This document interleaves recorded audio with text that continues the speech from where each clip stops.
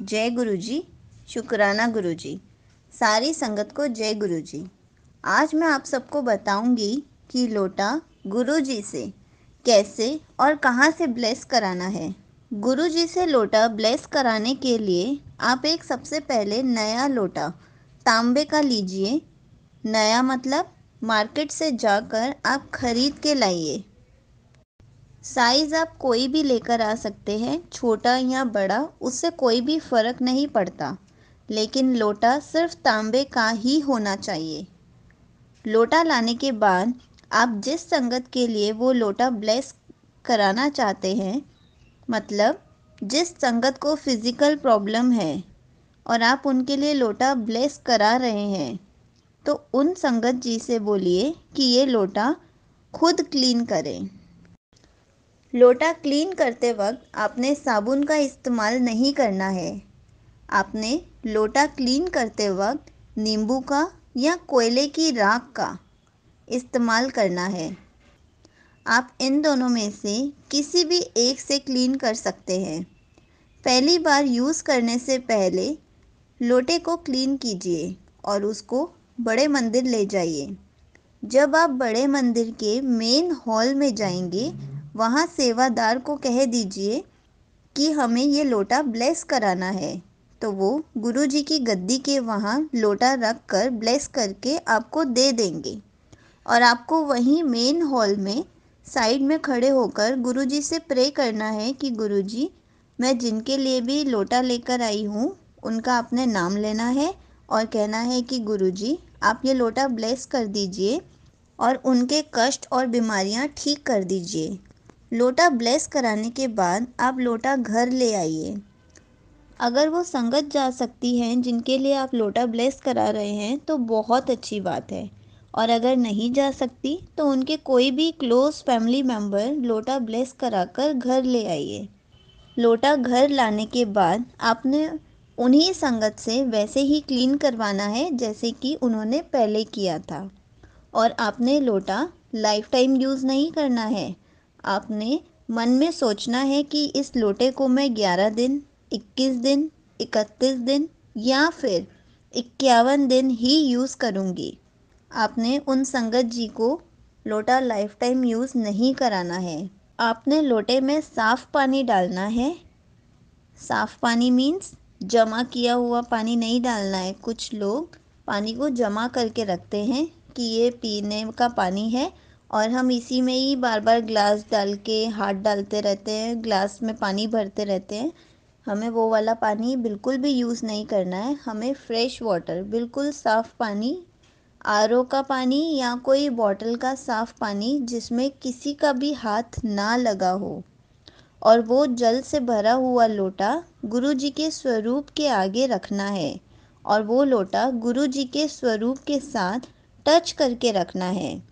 और आपने गुरुजी से प्रे करनी है कि गुरुजी आप ये जल प्रसाद ब्लेस कर दीजिए, और पूरी रात जल का भरा हुआ लोटा ढक कर गुरुजी के साथ टच कर कर रख दीजिए।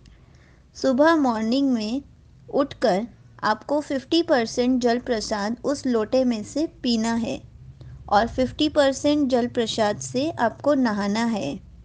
आप अपनी बाल्टी में पानी भर लीजिए और लोटे का जो 50% जल प्रसाद है उस बाल्टी में डालकर उन संगत जी को नहाने के लिए बोल दीजिए। अब मैं आपसे कुछ मेन क्वेश्चंस पर बात करती हूँ जो कि संगत हमेशा पूछती है। पहला सवाल, आंटी जी हम दिल्ली में नहीं रहते और हमारा दिल्ली आना बहुत मुश्किल है, तो हम अपना लोटा कैसे ब्लेस कराएं? इसका सॉल्यूशन है कि आप कोशिश कीजिए बड़े मंदिर आकर ही अपना लोटा ब्लेस करा कर जाएं। अगर आप तब भी नहीं आ पा रहे तो आप सारा प्रोसीजर वैसे ही कीजिए। नया लोटा लाकर क्लीन कीजिए जैसे कि बताया गया है, और शाम को बड़े मंदिर का लाइव मंत्र जाप आता है। गुरु जी के आगे माथा टेक कर लोटे को रख दीजिए, ब्लेस करने के लिए बोलिए और मंत्र जाप चलाकर बैठ जाइए। आपका लोटा ब्लेस हो जाएगा।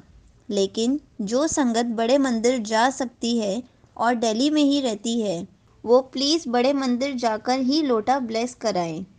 दूसरा सवाल, मेरी फैमिली अब्रॉड में रहती है और उनके पास स्वरूप भी नहीं है, अब वो लोटा कैसे ब्लेस करें?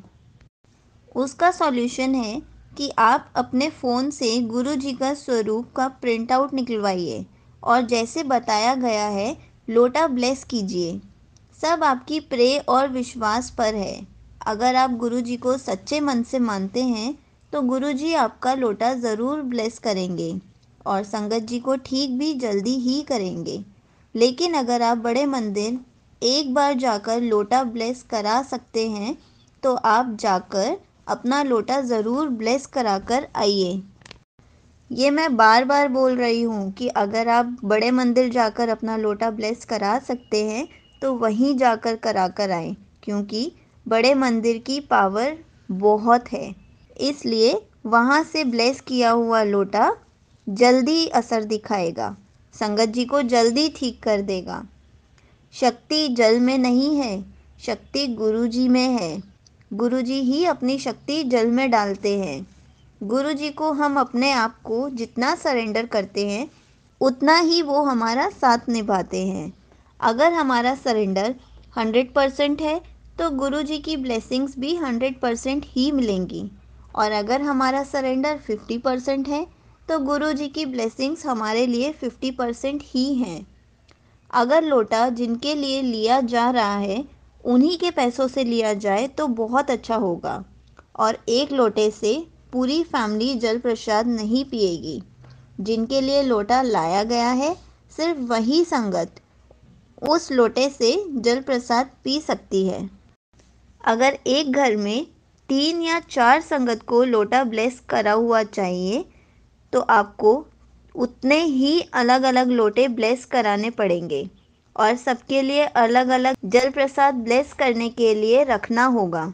आपको अगर कोई भी क्वेश्चन पूछना है तो आप कमेंट करके पूछ सकते हैं, मैं आपको कमेंट में ही रिप्लाई करके ज़रूर बताऊंगी। जय गुरु जी। शुक्राना गुरु जी।